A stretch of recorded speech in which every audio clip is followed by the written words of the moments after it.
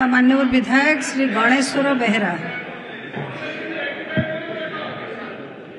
बाचस्पति महोदय, ए गृह रे गोटे असुस्थ परंपरा सृष्टि होगा दिजा उचित नुहे। केवल मुख्यमंत्री क्षमता अच्छी अधिकार अच्छी, जदि मंत्री उत्तर से असंपूर्ण बोली उद्बोध करेंगे ताहले हस्तक्षेप करें। मुख्यमंत्री को व्यतीत आउ कौन मंत्री हस्तक्षेप करिवार विधि किंबा परंपरा ए गृह नहीं। मोर द्वितीय कथा हूँ मोर प्रश्न है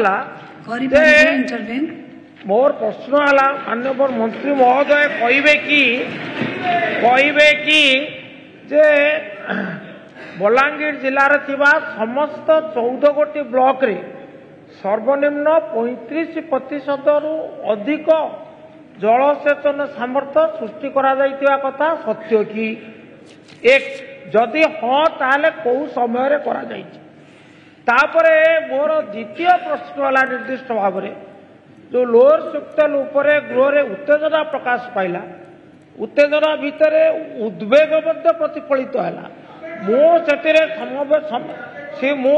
सहमत है केवल माननीय मंत्री जानवा चाहूँगी बा सरकार जानवा चाहूँगी जे जदि जानुआरी मासरे तत्कालीन मुख्यमंत्री श्रीजुत नवीन पट्टनायक द्वारा उद्घाटित यह प्रकल्प आपण अभियोग अनुसार ता उद्देश्य साधन करना ताहले ए जिला जेहेतु जलसेचन क्षेत्र में अन्य जिला तुलन में पछुआ थिबारु यही प्रकल्प जहाँ 1 लाख हेक्टर जमी को जलसेचित कर योजना रखा जाइछि, जो 80,000 कृषक उपकृत हबार आकलन करा जाइछि।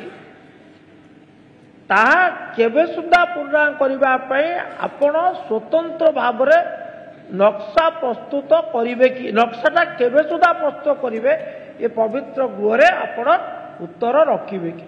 शेष प्रश्न है संपूर्ण जलसेचन पर कथा लोअर सक्तल व्यतीत आउ कि प्रकल्प द्वारा आपण जलसेचन सामर्थ्य यही पछुआ जलसेचन दृष्टि पछुआ बलांगीर जिले को चाहते से विषय गृह को अवगत करेंगे कि।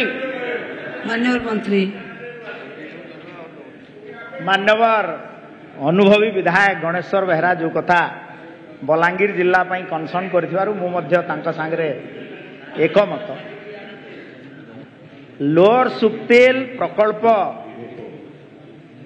इटा आपणकर जो कथा एबे कहूली तरबरिया भाव में जनवरी मासरे मान्यवर पूर्वतन मुख्यमंत्री एवेकार लीडर ऑफ अपोजिशन उद्घाटन करिसंती।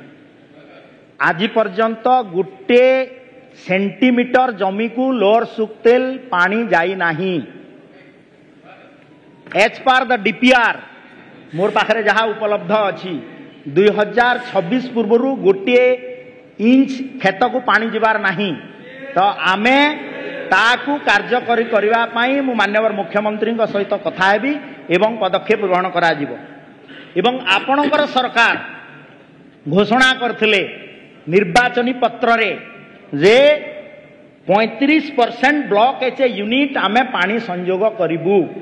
मो पाखे जहाँ तथ्य अच्छी आज पर्यंत अधा ब्लॉक को भी पानी जाई नहीं।